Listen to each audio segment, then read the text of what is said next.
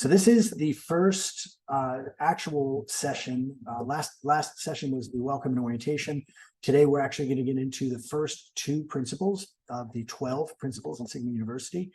The philosophy, the idea of philosophy, we all have philosophies.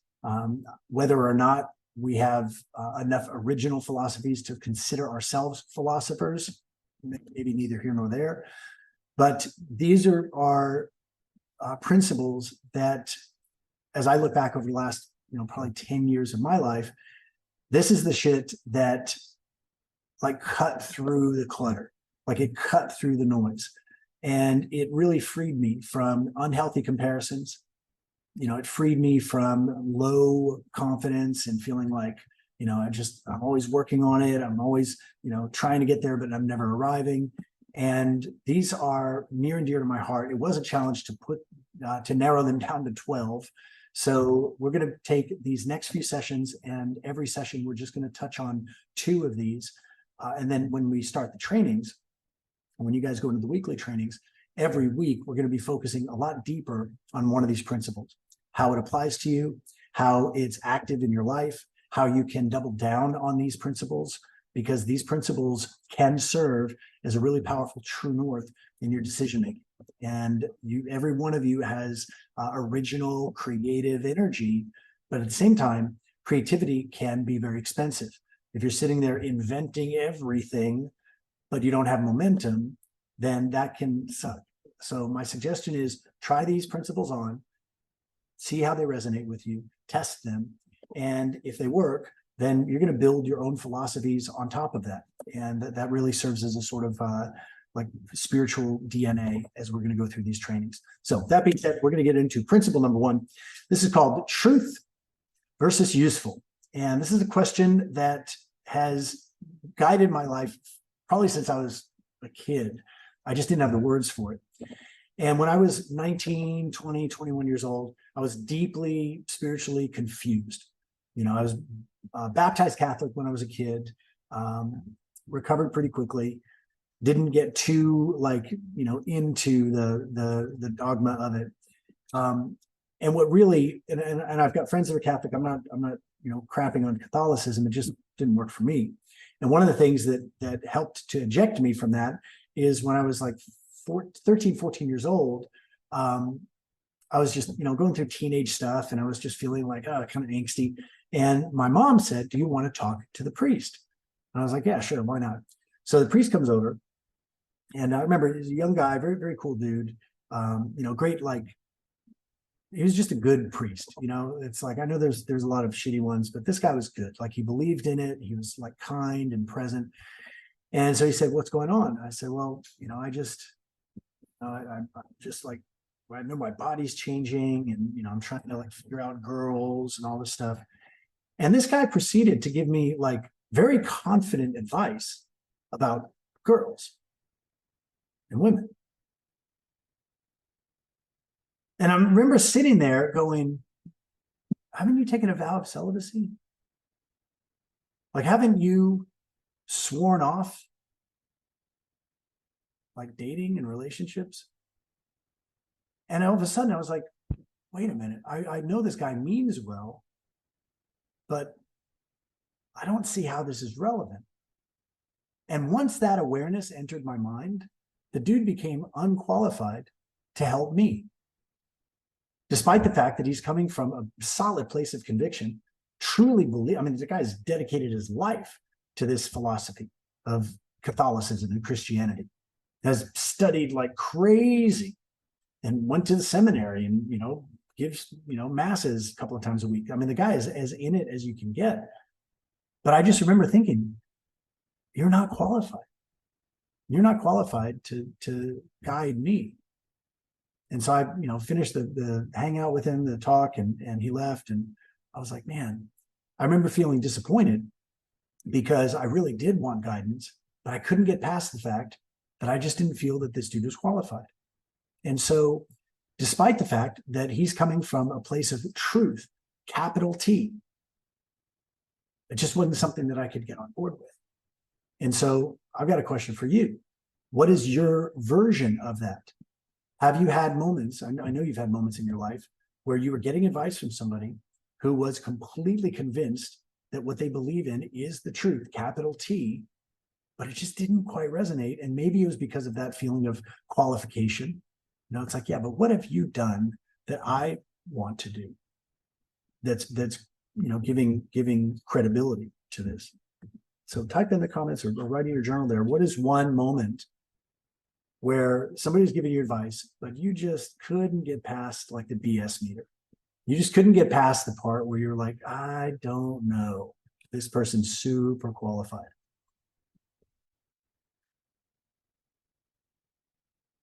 And if we're totally honest with ourselves, we've all been on the other side of the equation.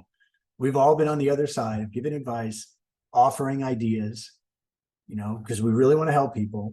And we're saying something, probably sounds good. We might have seen it on a, meme or a TED Talk or something, read it in a book, but are we actually living it? Like this is worth, it's worth checking yourself. So yeah, so when you start looking at the lens of truth, capital T, and just realize that the person who's sharing these truths may or may not be qualified based on their experience. And they may be convicted, like they may be confident, they might have total certainty, but that doesn't mean that what they're saying is right. And we see this happen in science, where scientists have, they've got all the data and they've got all the research is in and it's been peer reviewed.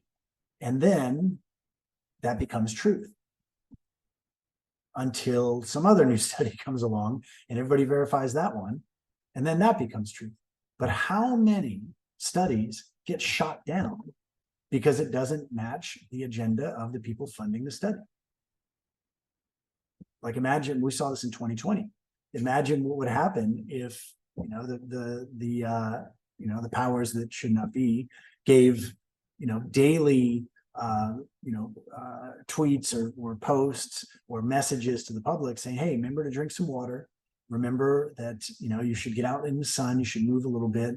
It's your life. There's nobody that has authority over. I mean, give me a fucking break. Like the possibility of some politician saying that is zero, because it would be career suicide.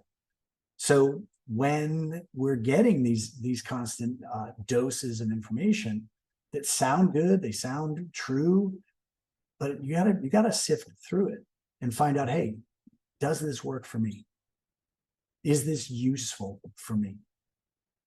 And in order to do this, you've got to have a pretty solid level of self-confidence, curiosity, creativity, and this is more unpopular, but you have to have a willingness to fail. You have to have a willingness to be wrong and then to own that you were wrong. Not you as a being, you as a man, but your behavior didn't produce the result that you wanted. Like, get over it. And this allows you to iterate incredibly quickly instead of taking this failure of an approach and like it just penetrates into your heart and you're like, oh God, I'm a failure. No, your behavior is not you. You are not your behaviors. So you can try something, it produces a result different than you thought it would produce, and you can go, cool, that's not useful. But what did go right? What can I do differently? Right. And so this truth versus usefulness is our first principle. And there's a couple of ways that I'll invite you to like adopt this or test it within your own life. And the first one is spirituality.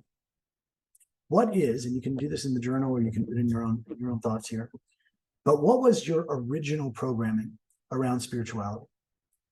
Was it more dogmatic, traditional religion, Catholicism, Christianity, Mormonism, Judaism, Buddhism, Islam, Zoroastrianism? I mean, there's like 30,000 different religions. So what was your original thing? Or was it atheism? Was it agnosticism? Like, what was it? And who did you learn that from? Who did you learn this philosophy from? Was it preached? Was it taught? Was it modeled? Was it just used as a sort of tool for control? Like, what was it? And here's why I want to start with spirituality. Because even for somebody who's totally atheist and believes that, you know, life is an accident of molecules and that somehow became sentient, self-aware, and then when you die, that's it, and you're just like cease to exist. That passion, you know, defended with intellect and rationality, is usually shared with the same level of intensity as most religions are. Kind of interesting. So when you start looking at your relationship with spirituality, the question starts to come up, like, what are we? Like, what are you? You know, are you an accident of molecules? Are you a shimmering, pixelated avatar in some simulation? Are you a child of God and born into original sin, and you got to spend the rest of your life working your way out so that someday you can die and then live in heaven forever? Like, you've got that in there somewhere. You've got these sort of, you know, ideas swirling around. And I have tremendous respect for somebody who is devout, fill in the blank, whatever it is, because it provides certainty. And the coolest people I know who are completely Christian, completely Buddhist, completely Mormon, whatever their faith practice is, are never trying to convince other people. They just find great, you know, peace within that, and it helps them to make sense of their world. And some of my best friends, the closest people to me, are extremely devout in their beliefs, and it works as a filter for their world. It helps them to make sense of the world. Mm-hmm. And so when we ask this question, you know, what were my original early spiritual influences? You can kind of add on to that question by saying, does it matter if it's true or if it's useful? And then you come up into a really weird place, very rare place for people to think from. Because it's like, who am I to know?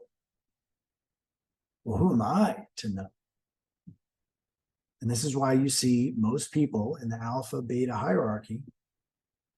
Alphas are very convinced what the truth is, and betas are just happy to be told what the truth is. Sigmas are outside that hierarchy. We can play in it, we can go into it, be a good leader, a good follower, but that's not home. Like, that's not where we feel most at home usually. And so when I was going through this I probably wouldn't say it was a crisis of faith, but it was a pretty severe investigation. I couldn't find solace. You know, I remember it for a couple of years when I was a kid, and going to mass and going to church, and, you know, my mom was there and my dad was there, and it was the only time in my life I ever saw my dad sing. And he's a terrible singer, but it like almost moved me to tears, because he was just so, like, clearly doing this for my mom. Didn't want to go, didn't want to be there, but it was just like a family thing. So I remember the beauty in that. And I remember the feeling of safety. But as I got older, I started asking questions that I wasn't getting good answers to. And then years later, I read another book called Conversations with God. And in there, I think there was a quote, something to the effect of, seek not the masters, seek what the masters sought. And that blew my mind. I was like, fuck, that's it. So instead of moving into studies that were taught by people who learned from other people, who learned from a book, who learned from another book, who learned from a guy who supposedly lived a long time ago, who died, and then that's all those filters, all those layers of beliefs, and now I'm supposed to take this as the ultimate. Just didn't work for me. But I began to look at how, at least from what I could tell, how did Jesus live? How did the Buddha live? How did Muhammad live? How did these guys who started these religions, allegedly, how did they live? And I began to see that they all had a few things in common. And it's pretty wild. Like they all had these in common. Every one of them had stillness, silence, and solitude as a steady part of their life's experience. And as a Sigma, that was almost my default, was to spend lots of time by myself. Add to the beauty of this stillness and silence and solitude, the freedom by no longer feeling like I have to compare myself to someone else's ideology unless it made total sense to me. And then the experiments and the tests and the missions and the creativity just started to increase. So as I got into meditating and as I got into journaling, and as I got into personal development and going to all these seminars, I was always running it through that filter of truth versus usefulness. Now, there's a couple more examples that I think will be a little bit closer to home. And if you're live right now, you can type in the comments. If you're watching this on the recording, then just journal, because it'll help to make your thoughts more real. How would you describe what most people feel the economy is right now? And I'm keeping it kind of vague on purpose, but how would most people describe the economy? And the time of this recording, this is December 2023. So the economy, how would most people describe the economy right now? Uncertain and fearful. Okay. Most people feel that we're in a recession, right? It sucks. That's how most people would probably describe the economy. Now, if that belief that it's a bad economy, if that was the truth, then that means that everyone in the world who's involved in the economy, making money and spending money, if it was a bad economy, then everyone in the world would be losing money, not making money, not spending money. That would be everyone. It's like, I call it freezer theory. Whatever you put in the freezer is going to get colder. Doesn't matter what you put in. You can put water, you can put whiskey, you can put gasoline, you can put, soda. Whatever you put into the freezer is going to get cold, probably freeze. And that's how many people have the idea about the economy, capital T, capital E, the economy. And so then they look at everybody else who's looking around at everybody else. And it's not too long before you go, oh, I guess it is fill in the blank, recession, depression, whatever. But if that was the truth, capital T, then that means it would apply to everyone, everywhere. 24 hours a day, every person on the planet, every single human being. But if there's an exception to the rule, is it a rule or is it a belief? In 2001, September specifically, I was traveling. It was my first time overseas. I was going to teach a seminar in the UK. Long story shorter, when I was flying back is when the attacks happened in New York, and my flight got rerouted, and I ended up flying to Gander, Newfoundland, and was in Gander for like 3 days. Then I had to fly back to the UK. I was there for 3 days, and then I flew back. And it was chaos. Like everybody was scared. Everybody was, a lot of people were angry and sad. There's all these things. But I told my staff, I was still, out of town for like a week, but I told my team, I said, we are needed now more than ever, because what we actually sell is certainty. When people can move their bodies, when they can connect with others, when they can get fully connected to themselves, when they're making progress towards a goal that has nothing to do with the economy and politics and all the stuff. This is a purely personal goal. It brings a level of certainty to their life. We are needed now more than ever. Don't you forget it. So we doubled up all the stuff we were already doing. We doubled up our recruitment. We doubled up on our enrollment efforts. We doubled up on our customer service and customer care, made the classes even more exciting. Not one time did we acknowledge what was happening. Not once. Instead, we focused all of our energy, all of our attention on the students. And we had a record month in September of 2004. That was beaten in October. And it was beaten again in November.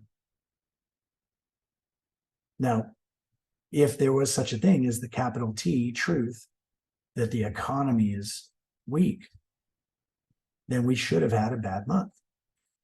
But we didn't. The president of Rolex, the watch company, was asked during that period, how is this affecting the watch industry? And he had the best answer. You know what he said? He said, I don't know.